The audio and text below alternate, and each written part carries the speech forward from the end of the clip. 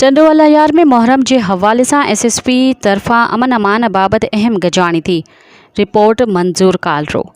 टंडोअलायार ज़िले में मुहर्रम हराम दौरान इंतजामी मामलन अमन अमान ऐं हिफ़ाज़ती कदमनि के हवाले से SSP जे ज़ेर सदारत एक अहम इजलास थियो।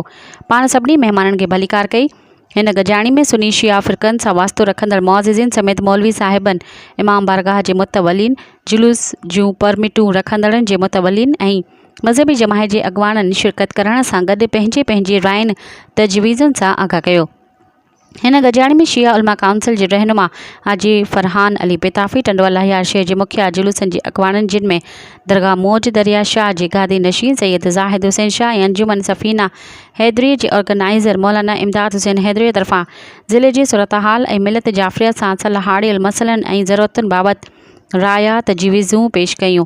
साण से गॾु काफ़िले जो सालार मुसद्दक़ न्याज़ हैदरी भी मौजूद हो। उन्होंने बिजली की लोड शेडिंग न करण, जुलूसन जो तहफ़ुज़ ऐं रूट ते स्ट्रीट लाइट जा इंतजाम कंदे साफ़ पानी मुहैया करण, होटलुनि, मुसाफ़िरनि खाननि, मदरसनि की ओचितो तलाशी वठण, चौवाटनि ते चेकिंग जो अमल तेज़ करण, सिविल अस्पताल हेस्को के अमले तोड़े पुलिस के हाई अलर्ट रखण जा मशवरा ॾिना, जिनके SSP अब्रेज़ अब्बासी साहिब गौर सां ॿुधो। पाण यकीन ॾियारियो त इंशाअल्लाह ख़ैर आफ़ियत, मोहब्बती माहौल ऐं बाहमी भाईचारे वारी वफ़ा ऐं फ़िज़ा सां करबला जी सैयद शुहदा हज़रत इमाम हुसैन अलैहिस्सलाम ऐं संदसि वफ़ादार शहीद थियल साथियुनि जी याद मल्हाइण लाइ हर मुमकिन बहितर कदम खया वेंदा। SSP साहिब पारां शरीक मेहमाननि जी ख़ातिर तवाज़ बाद मोकिलिया वियो।